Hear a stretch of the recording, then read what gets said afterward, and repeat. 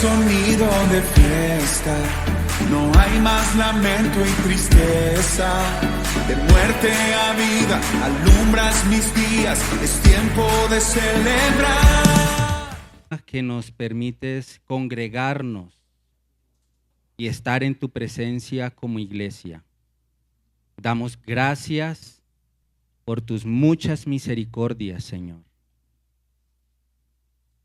Damos gracias por tu bendita palabra, que hoy será predicada y estudiada en este lugar. Oramos, rogamos a ti, Señor, por sabiduría, por entendimiento, porque tu Espíritu nos instruya en esta mañana. Concédeme el denuedo y la capacidad para poder transmitir tu palabra, Señor. Y concédenos a todos un corazón dispuesto, un corazón como esa tierra fértil, lista y preparada para ser sembrada con tu palabra. Señor, bendice este tiempo y llénanos con tu presencia. En el nombre de Jesús. Amén. Sonido. ¿Bien? Bien. Listos. Entonces, mis queridos, vamos a estar hablando hoy de un texto en Mateo capítulo 5, versículo 5. Pero antes de abordar la lectura de la escritura, yo quiero hacer a manera de introducción una contextualización de dos cosas. Una contextualización del Sermón del Monte y una contextualización del texto que vamos a leer. Amén. Entonces, en el Evangelio de Mateo, en el capítulo 5, desde el capítulo 5 hasta el capítulo 7, está contenido lo que conocemos como el Sermón del Monte. Amén. Y la finalidad del Sermón del Monte es mostrar lo que verdaderamente significa ser parte del reino de Dios. Esa es la finalidad. No se trata de un código de conducta, de un código moralista para alcanzar la salvación, porque a veces abordamos la lectura de esos 3 capítulos como si nos estuvieran enseñando ética y moral.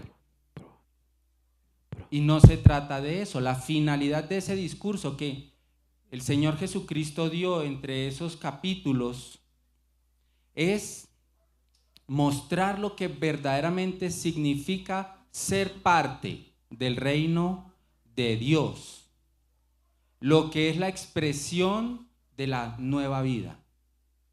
Amén. Esa nueva vida que debemos expresar todos los que hemos sido hechos, ¿qué? Salvos por la gracia de Dios. O sea que cuando leemos esos 3 capítulos, todo lo que allí dice es lo que nosotros debemos ser y encarnar. Tremendo, ¿cierto? ¿Alguien ha leído esos 3 capítulos? Levante la mano quien ha leído esos 3 capítulos.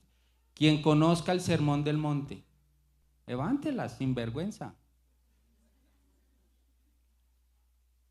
Iglesia, no estamos leyendo la palabra. Así es más difícil enseñar.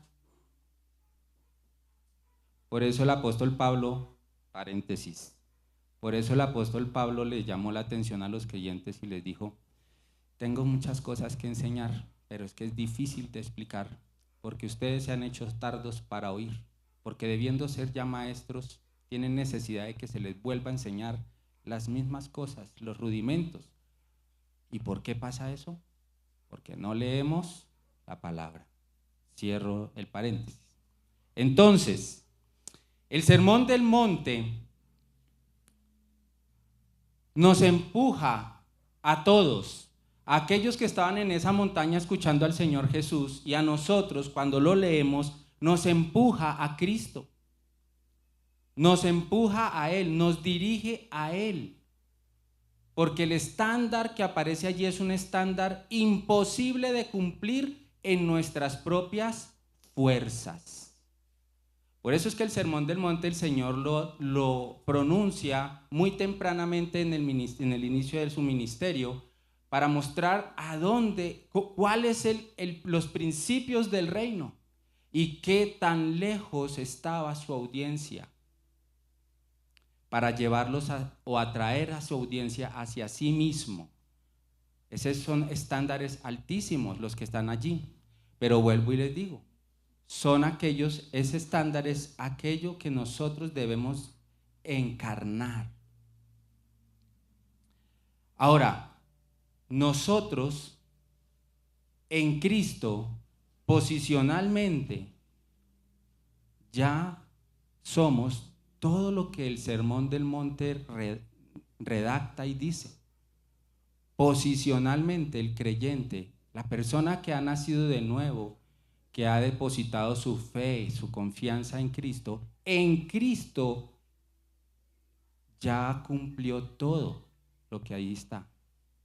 ¿Por qué? Porque ha recibido ¿qué? La justicia ¿de quién? De Cristo. Él hizo todo esto. Él encarna todos los principios que están allí en el Sermón del Monte. Pero, como creyentes, una vez hechos salvos, nosotros debemos, por esa misma gracia que nos ha en Cristo nos ha hecho ver delante del Padre perfectos, justos.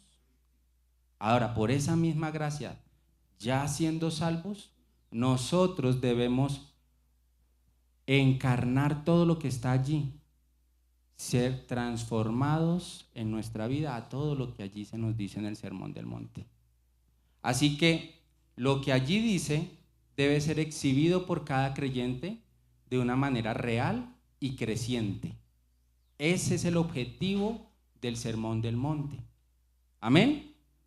Bien, antes de entrar de frente en la palabra,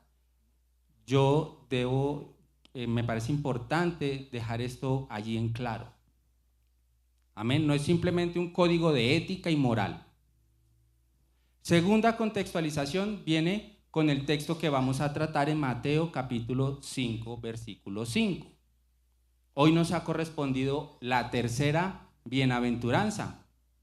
Con el pastor vienen estudiando las bienaventuranzas y me imagino que vamos a ir a abarcar el Sermón del Monte. Inicia el Sermón del Monte con las bienaventuranzas, hoy nos va a corresponder la tercera. Y esta tercera bienaventuranza considero yo personalmente que es de las más difíciles de integrar a la vida. Porque esta bienaventuranza, o un aspecto de esta bienaventuranza, que es el que vamos a desarrollar, va directamente o golpea directamente nuestra naturaleza carnal. O sea, aquí a todos nos va a tocar hoy y bastante. Amén. Es de esas más difíciles de integrar a nuestra forma de vida. Pero bueno, aquí estamos para ser transformados por la palabra y que nuestro entendimiento cambie. Porque mientras yo preparaba esta enseñanza, fue una experiencia maravillosa porque pude ver la importancia de renovar el entendimiento de una característica que es la que vamos a estar desarrollando, y que en la medida en la que uno entiende muy bien qué es lo que significa eso que vamos a estar estudiando, realmente uno puede asumir la vida cristiana con una óptica diferente. Y lo van a ver, espero, con la confianza puesta en el Señor, que así sea. Entonces, dicho eso, vamos a leer Mateo capítulo 5, pero quiero leerlo desde el versículo 1 hasta el versículo 5. ¿Amén? Bien, viendo la multitud, el Señor Jesús subió al monte. Por eso esto se llama, todo este discurso se llama el Sermón del Monte. Viendo la multitud, subió al monte. y sentándose, vinieron a él sus discípulos. Y abriendo su boca, les enseñaba. Porque esto es muy puntual para los suyos.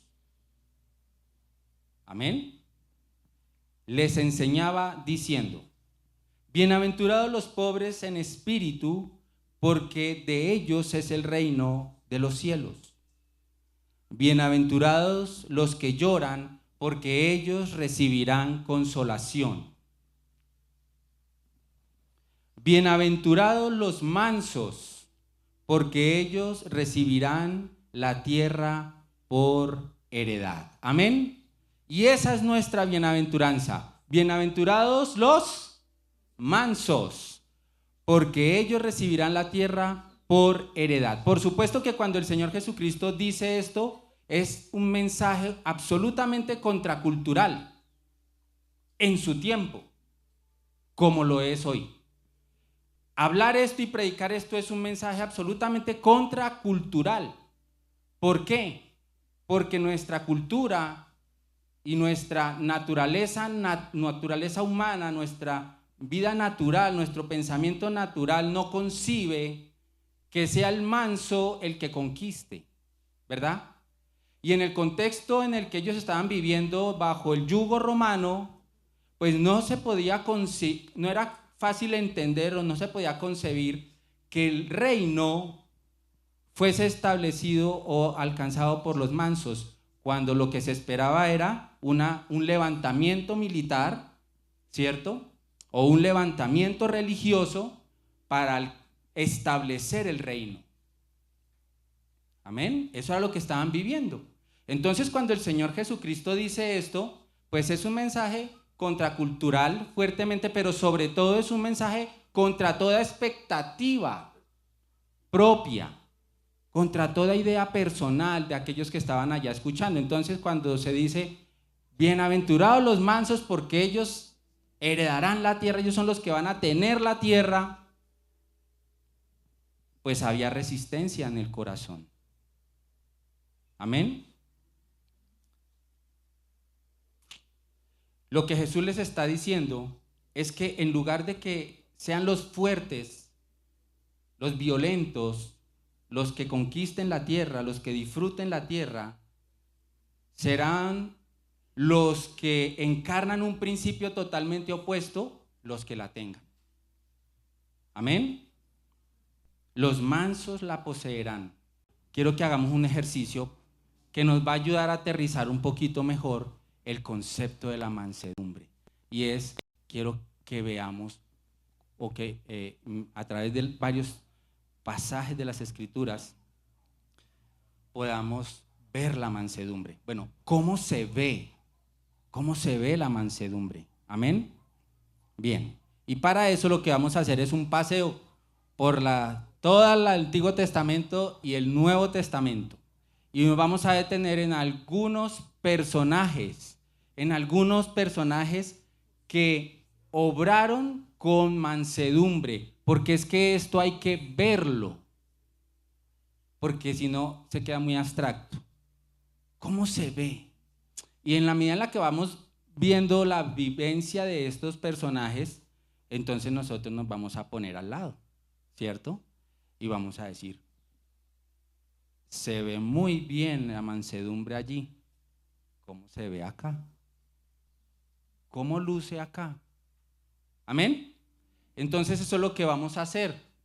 Y nos vamos a ir con el primero y sobre el cual hay una declaración tremenda en las Escrituras, y es que era el hombre más manso que ha existido. ¿Quién es? Moisés. Muy bien por esa lectura bíblica. Por ahí sí se nota que han pasado.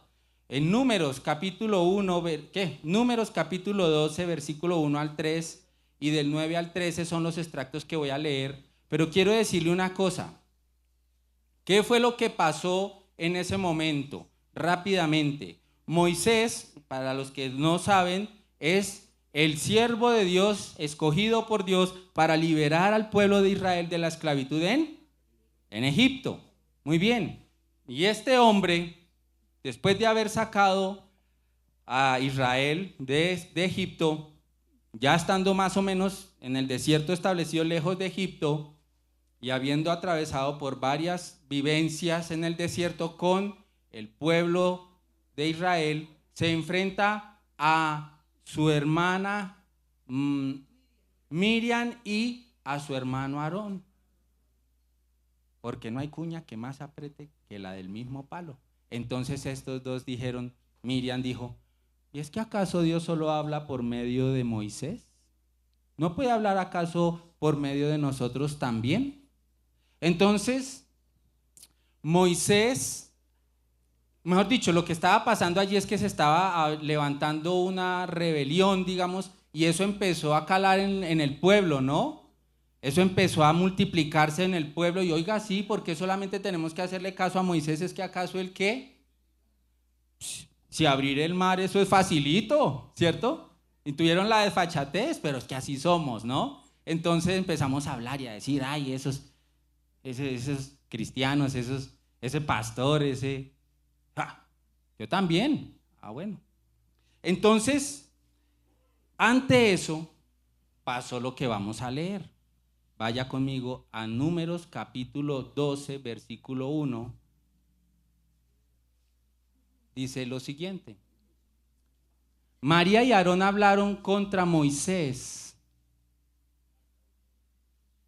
a causa de la mujer cusita que había tomado, porque él había tomado mujer cusita. Séfora ya había muerto, que era la esposa de Moisés. Ustedes, como han leído toda la historia, pues conocen. Entonces resulta que Moisés se casó nuevamente después de que Séfora se murió, ¿no? Porque hasta que la muerte los... Ah, bueno, entonces para que quede claro, Séfora ya había muerto, entonces se casó con una mujer que no era del pueblo de Israel, era una mujer de otro lugar, parece ser, eso es lo que parece ser que significa eso. Otros dicen que es que era una mujer de color de piel diferente, realmente no sabemos, no he ahondado en el tema, pero el caso es que eso generó inquietud y entonces dijeron, mire lo que dijeron, ¿solamente por Moisés ha hablado Jehová? ¿No ha hablado también por nosotros? Esto lo está diciendo Miriam. Y lo oyó Jehová. ¿Quién lo oyó? Bueno, entonces cuidado con lo que hablamos. Y dice, y lo oyó Jehová, y aquel varón Moisés era muy manso. Ya sabemos qué es la mansedumbre, ¿no? Traiga el concepto. Bien. Era muy manso, más que todos los hombres que había sobre la tierra. Verso 9. Entonces, como producto de esto, la ira de Jehová se encendió contra ellos. ¿Contra quiénes? Contra Miriam y Aarón.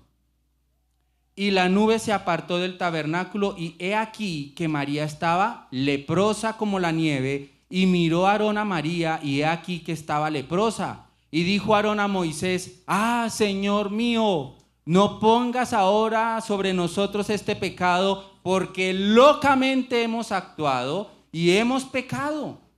No quede ella ahora como el que nace muerto, que al salir del vientre de su madre ya tiene medio consumida su carne.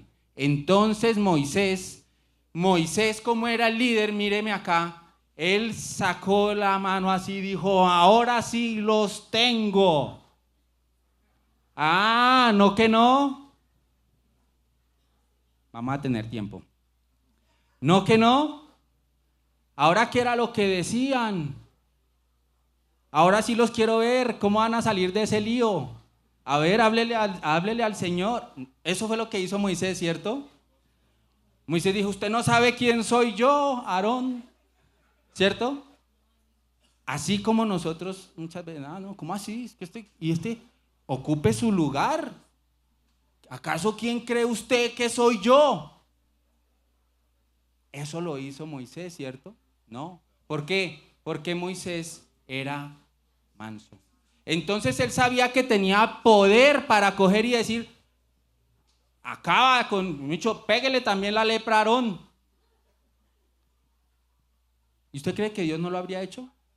yo creo que Dios habría hecho lo que Moisés le pidiera. Porque en ese mismo pasaje la respuesta de Dios de su respaldo hacia Moisés es tan tenaz que ningún profeta ha hablado con Dios. O más bien, Dios nunca ha hablado con ningún profeta como ha hablado con Moisés. Porque con Moisés era face to face. Cara a cara. De manera que poder bajo control. ¿Qué hizo Moisés? Ahora sí terminé de leer. Entonces Moisés clamó a Jehová diciendo: te ruego, oh Dios, que la sanes ahora. Entonces, eso es mansedumbre, porque Moisés no se defendió frente a las acusaciones injustas. No se defendió. Y eran sus propios hermanos. Él no buscó que fuera reconocido su lugar, su espacio, su autoridad. Él confió en Dios. Él no peleó por eso. Él sabía que tenía el poder, que tenía la autoridad, pero esto estaba bajo ¿qué? Bajo control. Eso es mansedumbre. Mansedumbre es poder bajo control. Amén. Bien, vaya conmigo a Génesis capítulo 4. Génesis capítulo 45, versículo 4.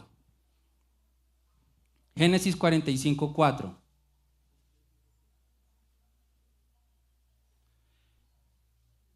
Entonces dijo José a sus hermanos: acercaos ahora a mí. Y ellos se acercaron. Y él dijo: yo soy José, vuestro hermano, el que vendisteis para Egipto. Ahora pues no os entristezcáis, ni os pese de haberme vendido acá. ¿Conocemos la historia, iglesia? Bueno, porque si no hemos leído las escrituras, por lo menos lo ha visto en la tele, ¿cierto? Cuando éramos chiquitos en la Semana Santa, ¿cierto? O en los dibujitos animados que ven los niños que van a la iglesia infantil. Ahí ya de pronto ustedes ya encuentran esa historia. Entonces dice: ahora pues no os entristezcáis ni os pese el haberme vendido acá, porque para preservación de vida me envió Dios delante de vosotros. Pues ya ha habido 2 años de hambre en medio de la tierra, y aún quedan 5 años en los cuales no habrá ni arada ni siega. Y Dios me envió delante de vosotros para preservaros por posteridad sobre la tierra y para daros vida por medio de gran liberación. Así pues, no me enviasteis acá vosotros, sino Dios, que me ha puesto por padre de Faraón y por señor de toda su casa. Y vaya conmigo a Génesis 50, 19. Otra vez José, ahí están en la conversación, y José aquí les dice a sus hermanos, es el contexto del encuentro de José y sus hermanos, y entonces él les dice: no temáis, ¿acaso estoy yo en lugar de Dios? Vosotros pensasteis mal contra mí, mas Dios lo encaminó a bien para hacer lo que vemos hoy, para mantener en vida a mucho pueblo. Ahora pues, no tengáis miedo, yo sustentaré a vosotros y a vuestros hijos. Y así consoló y les habló al corazón. Y entonces, José, mansedumbre. Él está allí en su lugar de poder y de autoridad como gobernador de Egipto. Conocemos la historia, ¿verdad?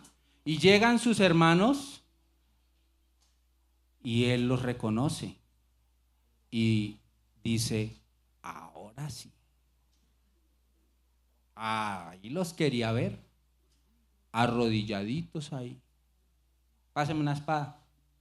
Vamos a arreglar las cuentas que empezaron hace tantos años, cuando yo, siendo de 16 añitos, estos muérganos me tiraron entre un pozo y luego me vendieron como esclavo, y aquí terminé.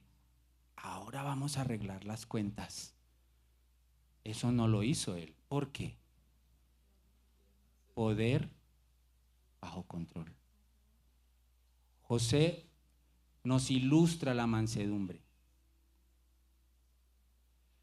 José podía y tenía todo el poder para vengarse, ¿sí o no? Bueno, usted y yo a veces tenemos el poder para hacerlo, sí. A veces tenemos la autoridad para tomar ventaja y revancha, sí. A veces creemos tener el derecho de hacerlo, sí. Y de hecho a veces tenemos derecho de hacerlo, sí. Ese poder está en nosotros. Muchas veces, en diversas ocasiones, en diversas circunstancias de la vida, ese poder está en nosotros, muchas veces, como José lo tenía en ese momento.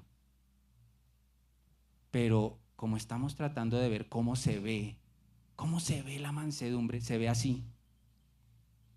Les habló al corazón y les consoló. Ahora, una cosa que nos ayuda a nosotros mucho y nos muestra el texto es que la mansedumbre descansa también en la soberanía de Dios, en entender la soberanía de Dios. Mis queridos, Dios es soberano. Pero es que eso es sumamente grande. Dios es soberano. Él tiene control del detalle más pequeño.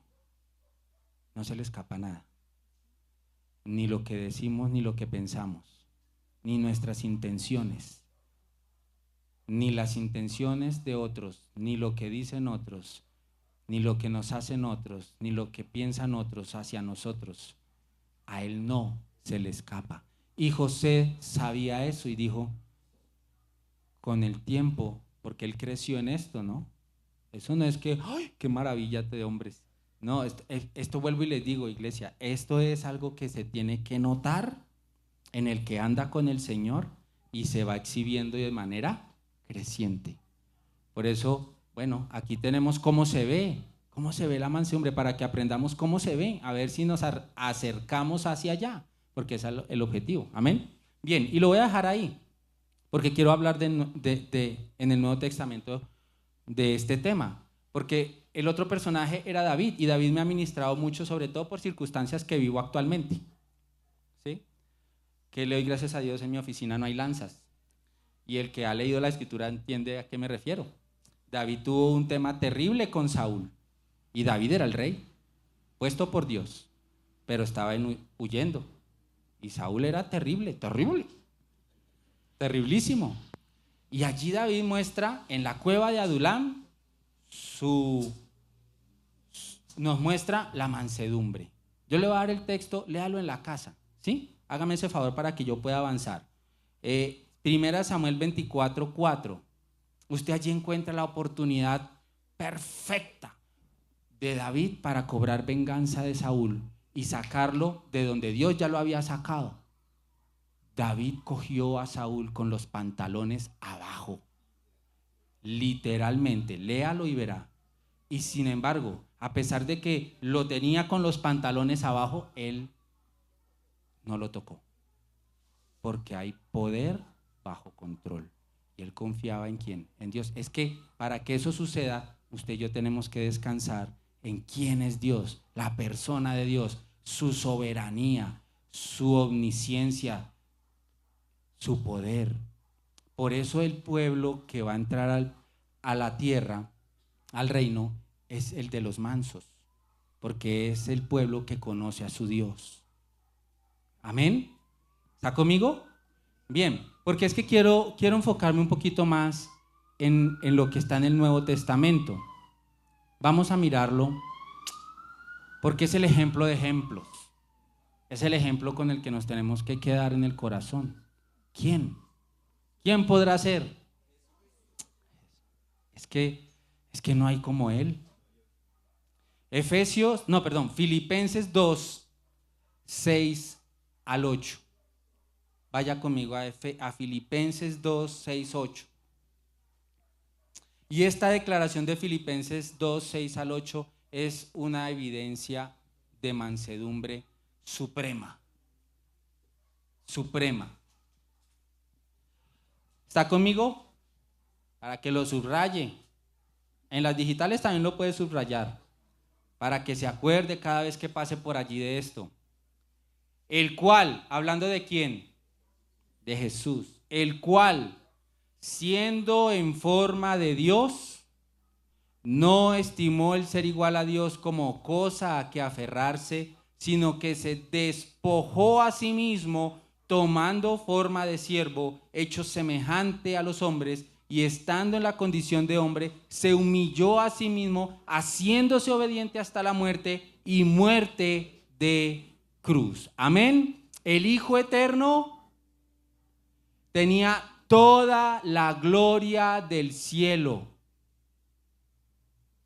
Su encarnación es mansedumbre pura. Piensen en esto. El Hijo Eterno, Dios, poder puro, se encarnó. Es decir, se limitó, ¿cierto? Ese poder entró ahora a estar en una limitante, limitado. Voluntariamente lo hizo. No dejó de ser Dios, porque Él nunca dejó de ser Dios, ¿verdad? Porque Jesús es Dios. Pero Él contuvo su majestad y su poder. Lo contuvo. Lo usó, claro. En su humanidad, Él usó el poder al que tenía acceso. Pero, ¿cuánto poder usó en comparación con quién es Él? Ínfimo. ¿Sí me hago entender? Piense en esto. Él es manso. De hecho, Él dijo, aprended de mí, que soy manso y humilde de corazón. Ahora, Él no dejó de ser Dios, pero contuvo su majestad para hacerse siervo de nosotros. Eso es mansedumbre. Porque Dios habría podido perfectamente en Edén. Se acabó el problema. ¿Sí o no? De hecho, si usted se pone a pensar, Dios actuó, Dios en Edén, esa misericordia, esa bondad también es una evidencia de mansedumbre, de limitar esa capacidad para poder venir y ¡prah!, arrasar. Él tenía derecho, tenía autoridad, tenía razón para acabar con todo, claro que sí, pero él mismo se limitó en eso. Y eso dio paso al plan de redención, eso dio paso a todo lo que hoy podemos disfrutar, y lo hizo Dios. Entonces él que es Dios es manso, y nosotros,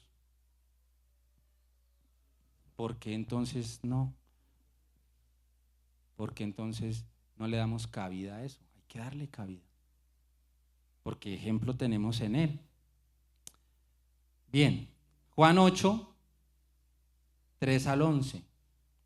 Este es un momento que es uno de los momentos más bonitos, creo yo, en las Escrituras. Juan 8, 3.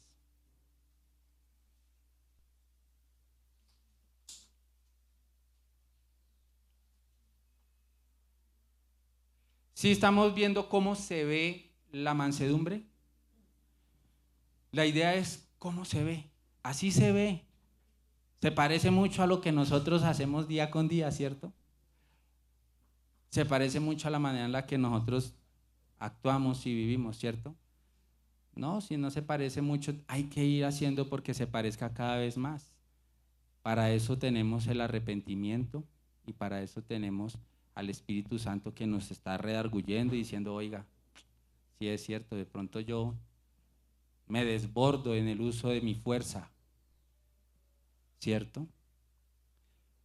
Y no exhibo esta característica. Es una característica, perdóneme la redundancia, del carácter del cristiano. Es un elemento del carácter del cristiano. El que no tiene esto de manera evidente, real y creciente, tiene que revisar, porque esto no se da en la vida natural del ser humano. Todo lo contrario. Esta sociedad lo que valora es el que va por delante y se lleva en los cuernos a todo el mundo. El fin justifica los medios en esta sociedad. Como quiera que sea, yo alcanzo mis objetivos. Y si usted se interpone, yo lo quito. Punto. Esta sociedad es así. Entonces, Juan 8:3 nos dice lo siguiente. Entonces los escribas y los fariseos le trajeron a una mujer sorprendida en adulterio. Y poniéndola en medio, le dijeron: Maestro, esta mujer ha sido sorprendida en el acto mismo del adulterio, y en la ley nos mandó Moisés a apedrearle. Tú pues, ¿qué dices? Mas esto decían para acusarle, tentándole para poder acusarle, pero Jesús, inclinado hacia el suelo, escribía en tierra con el dedo. Y como insistieron en preguntarle, se enderezó y les dijo: el que de vosotros esté sin pecado, sea el primero en arrojar la piedra contra ella. E inclinándose de nuevo hacia el suelo, siguió escribiendo en tierra. Pero ellos, al oír esto, acusados por su conciencia, salían uno a uno, comenzando desde los más viejos hasta los postreros, y quedó solo Jesús y la mujer que estaba en medio. Y esta es la parte más hermosa. Enderezándose Jesús y no viendo a nadie sino a la mujer, le dijo: mujer, ¿dónde están los que te acusaban? ¿Ninguno te condenó? Y ella dijo: ninguno, Señor. Entonces Jesús le dijo: ni yo te condeno, vete y no peques más. ¿Usted sabe lo hermoso que es esto? ¿Y esto qué tiene que ver con la mansedumbre? Pues tiene que ver todo, iglesia, porque es que Jesús sí podía haberle ¿qué? Juzgado. Jesús sí habría podido coger una piedra y machacarle la cabeza, porque él sí tenía la autoridad para hacerlo, el poder para hacerlo. Él sí podía juzgar, él sí, pero no lo hizo. Esto es la mansedumbre encaminada a perdonar. La mansedumbre le está abriendo el espacio al perdón. No sé si estoy siendo claro acá, iglesia, lo que está pasando con este momento.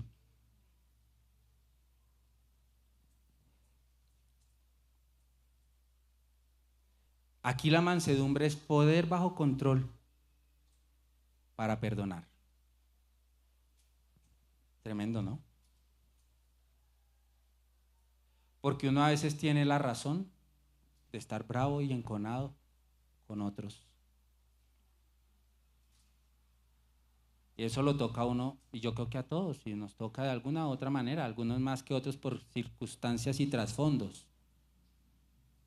Pero la mansedumbre es un elemento que puede facilitar el perdón. Y aquí Jesús nos muestra cómo él en ese momento actuó en mansedumbre. Poder bajo control. Miren, la mansedumbre no es debilidad, iglesia. Lo que yo estoy tratando de hacer aquí con la ayuda de Dios es cambiar el concepto. Porque si logramos cambiar el concepto,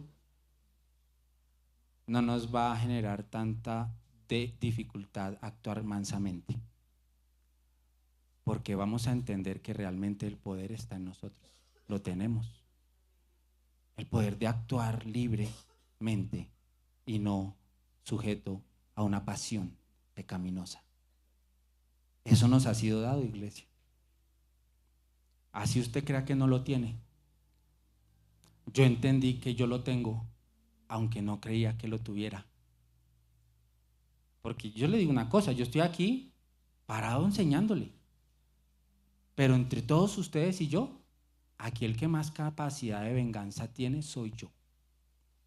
Y se lo aseguro, que si nazco en otros momentos de mi vida, no me da nada quitarle la vida a otro. Porque así estaba de rayada mi cabeza.